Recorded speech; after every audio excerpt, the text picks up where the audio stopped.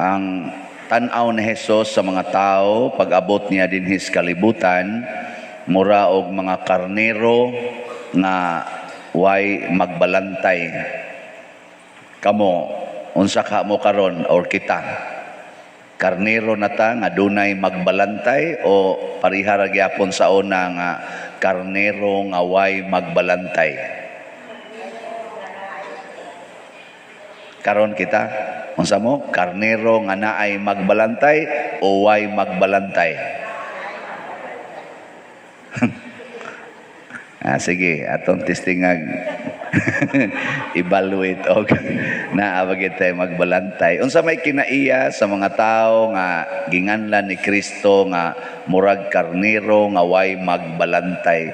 Kanabitang dali kay silang madani sa tao nga kamaong musulti unya kamaong muhimog milagro. Magsigi silang pangitaan ng tawhana. Nanagan gud sila, nanagan gatiniil ngadto si Hesus ning sakay-sakayan sila nagtiniil dagan kay ilag yung pangitaon si Hesus punsisok gid sila maayo. Kamo karon dili mo managan anang naay mga tao nga kamaong mo milagro, kanang inig pandong sa kamot ayo dayon ang imong sakit, di mo managan ana. Kanang inighikap nimo kay mihilak ng image sa birhen, ayo dayon imong sakit, pasar dayon kas board. Ang dili makaanak inighikap nganak dayon, dili mo mupunsiso kana. Dili. Oy, mga naong ninyo sus. Basta mo ingon ganit dito blindot kayo na to dagan dayon kay murabag kana ganing gapangita ba, gapangita og security, nagpangita og healing, nagpangita og kasulbaran sa problema. Di ka maong mo relax, dili ka mao nga kana bang asa na mo secure siyang kaugalingon, di ka maong mo heal siyang kaugalingon. Mao nay karnero nga murag way magbalantay. Pero kanang tao nga relax kaayo sama ni San Roque. Si San Roque nagdagandagan dito siya day para mangita og mutambal niya siyang sakit. Relax lang, relax. Gipriso siya siyang yuan dito so siyang balay. Relax. Hantod namatay. Relax. Oy, kamo mas stage 4 cancer lang. Hala yun. Storm heaven with prayers. Ano ba? Nya sama mo ron, relax o ratol? Di mo ratolon. Kung naroy mo text ni mo diha nga ang inyong balay nasunog, unsa man pabilin ka dinis misa o mudagan? Oy, modayon kag dagan. Oy, lalo, usa. Hala, ang imong bana di ay nakitaan nga mura manig nagloko naman is kanal, mura wa naman ni kinabuhi. Padayon lang kas misa, bana man.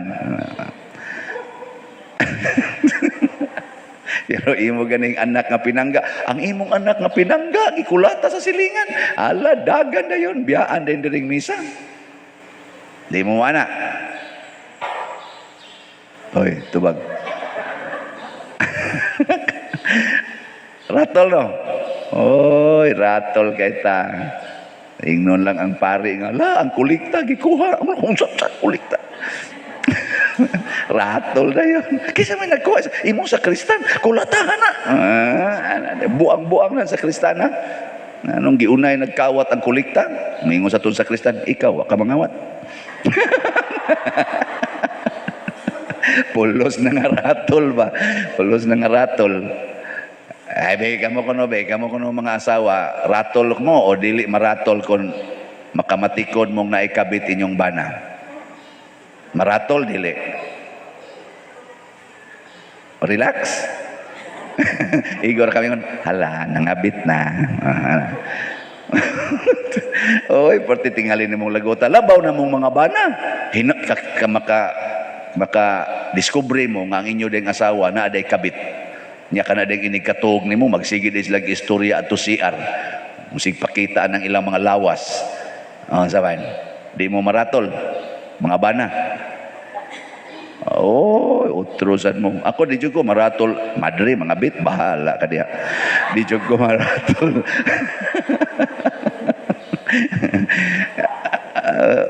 Relax lang, relax. Nya kanus aman ta ma-relax. Kung ang atong isipon nga magbalantay mao gyud si Kristo. Siya mao'y maayong magbalantay. Kung siya na'y nagbantay nimo, siya na mo'y imong gisunod sa imong kinabuhi, relax gyud kayo ka. Relax, as in relax.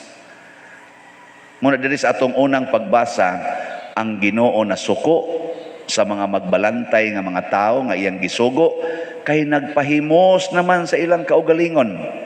Kay kani manggong tao kung mao ni magbantay nato, kamong mga asawa, kamoy magbantay sa inyong bana, kamong mga bana kamoy mobantay sa inyong asawa, unya kamong mga ginikanan, kamo kunoy mobantay sa inyong mga anak, patay nang inyong gibantayan. Patay yun. Nga naman, selfish manggod ta by nature. Kita bang mga tao ba selfish? Mangandoy gyud ka nga ikaw maoy unahon, dili ang imong gibantayan. Nana, gusto jud kang ikay mauna.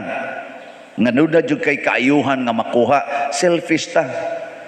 Pero kung ang Ginoo nay nagbantay nato, nya imong giisip kanang Ginoo nato, kaning gilansang sa cross, mao'y magbantay nimo, relax kay ka. Ngano man, sundon man nimo ang iyang style sa pagbantay. Unsa may style ni Kristo sa pagbantay nga nahimo siyang maayong magbalantay, nya matud pa sa atong tubag sa Salmo, magbalantay kanako ang Ginoo, wala nay magmakulang pa kanako. Unsa may iyang style? Tubag. Wa mo kay baw? Siya ro kapit alam mo mga matay, walang yapon mo kay baw. Ang iyang pagbantay nato, ang gigamit gugma. Gugma ba? Kanabit ang tao nga bantayan ka, unya nahigugma kay nimo, secured kay kastadan. Ngano man, magpakamatay man na para nimo. Magpakamatay, oy. May kamong mga asawa rong niya din magpakamatay mo para sa inyong bana. O mupatay kung magkalisod. Binuangin niya kung buwanga ka, patyon, tagyog ka. Muana man ka? Kamong mga ginikanan nga niya din magpakamatay mo para sa inyong anak. Ha? Kusga? Naway tingog. Way siguro kamoy mo patay, siging kusi, siging hapak, siging pangasaba, patay ginang anak ninyo.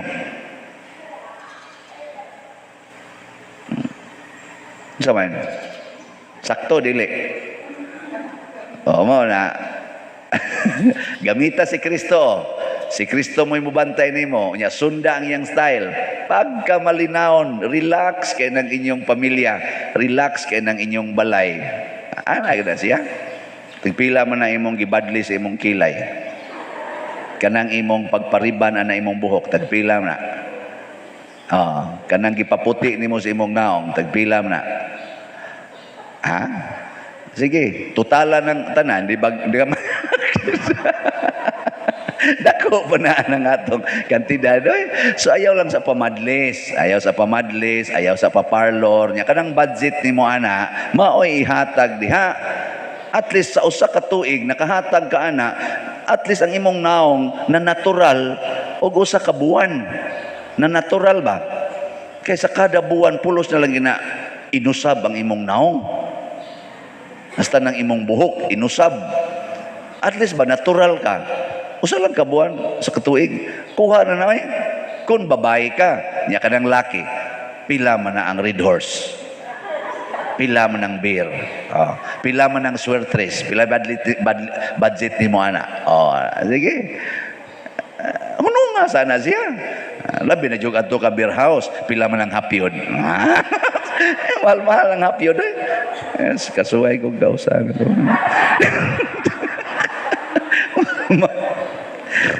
Bawaan mong kuha nila.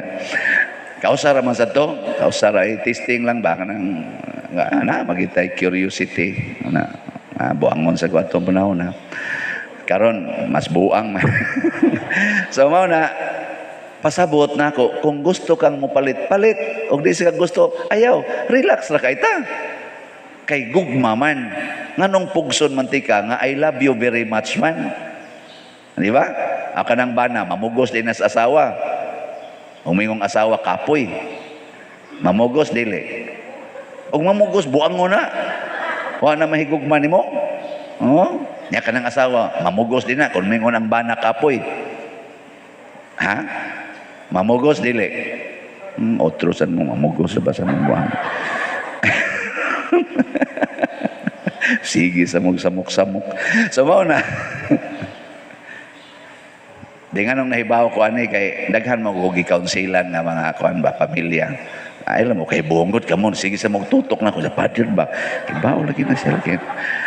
Daghan kog mga suod ba nya magpa-counseling man nya mahibaw man ko sa mga sitwasyon o inana mo na nga ako sa na siyang gamit-gamiton pero wag ko'y aktual. Wa ko'y aktual anay. Tuusan mo na. Pero kung nahigugma ba, andam gidtang muhatag sa maayo ngadto sa atong gihigugma, mo nang secured kayo. Nakaron ikaduha, si Kristo naggamit og gahom. Kung siya'y mubantay nato, gamitan ta niya gahom. Nya siya bayay atong magbubuhat, siya bayay atong kanang provider ba? Everything comes from Him. Nya iyan ang gamiton para nato, di ka ma-secured ana. So iyang gigamit, gugma, sunod, gahom. Ikatulo niyang gigamit nato, gamitan ta niya og kinabuhi, life. Iyang i-preserve atong life. Nya giunsa niya pag-preserve, nagpakamatay siya para nato. Nindot kay siya og kanang paagi ba, magpakamatay ko nimo aron ka mabuhi. Basta ninduta na. Mo na gisgutan sa ikaduhang pagbasa ng atong Ginoo nagpakamatay aron ta mabuhi og magkahiusa. Kinsa ninyo dinhi ang mugamit nga magpakamatay ka aron mabuhi ang imong gibantayan? Kasagaran nato di ta magpakamatay oy. Kamo magpakamatay mo para mabuhi ang atong parokya? Ha? Tubag. Ihog ang tanan yung kwarta dias kolekta. So ay, bisa karon lang adlaw, practice mong patay-patay. Kanarong tanan ninyong so dias inyong pitaka ba? Isod ko doon as kolekta ko no be. Kanang practice lang kung patay-patay. Total, maglakaw mo pa doon sa inyo. Mabuhi pa man mo ana. Pero practice lang patay-patay ginagmay. So ay lang ko ninyong sod. Perting nindota, lingaw kayo og ihap sa kolekta nga to mga finance council. Malingaw yung ihap. Wala ka, daghan. Ani, nga naman, daghan ang nagpakamatay para sa parokya. Nagpractice og patay-patay. Ana. Muna katong biyuda ba, gidaig og maayo ni Kristo, kay kabus kay siya, 2 cents dalang iyang kwarta para iyang gamiton anang adlaw. Gihog pagad niya ang tanan sa kolekta. Wa na siya kwarta, porting lipay ang Kristo gatanaw Kamo karon inigsuroy sa kolekta, malipay kang Ginoo magtan-aw sa inyong gihog. Malipay dili. Nganong inyo man kung tutukag hait kayo. Pita gani dinhi sa misa practice bagod ni. Pero inig abot Diyos pamilya, tuagi dito sa mga silingan, sa imong mga opisina, tuagi dito ang pagpractice o pagpakamatay para mabuhi ang imong isig katao. Ayaw mo pagkusmod sa inyong naong, kay haron ang imong isig katao, mabuhi. Tanawa o, ikusmod sa imong naong, di ba? Kusmod na tanan. Inig smile ni mo, awa na, buhi sa datanan. Lingi ako na imong tupad, be. Kuha ako niyot imong mask. Nya smiley siya. Sige na. Sige, ang mo smile mabuhi, ang di mo smile mamatay. Sige na, lingi ana ba? Lingi. Smile. Morning and morning. Ana ba? At anawa, di ba nay usa diha? Moingon nga sa ila sa naong ni mo. Ana na. Kaya nga naman, di man siya magpakamatay para nimo. Ana, haron mabuhi ka. Tagaig kinabuhi ang inyong mga anak. Smile mo sa inyong mga anak. Dong, love you. Ana, sige, padayon lang doa dia dong. Oh, sige anak, love you. Tagaan ti karong straks. Lipay ka na imong mga anak. Kusog na ko kaya na mo tulpok sa computer. Blah, blah, mayo. Ano man? Ay, na may snacks. Nya, mabuhi na sila, mamatay. Buhi, adik las computer. Pero buhi. Loo ka na, oh. Kaya di yun mo tumani mo. Loo ka, sige kulata. Patay ka na. Pero sakit ba yan na? Maubitaw nga si Kristo, gigamit niya ang kamatayon. Mas maayo pag ako'y sakitan, kaysa kamo mao'y sakitan. Mao na ang iyang paagi sa pagbantay nato. Gugma, gahom, og kinabuhi. Ana, no? Wag yapon mo makonvince da. Sige, sunod na sang Domingo kung buhi pa mo. Manindog na tao sa karon.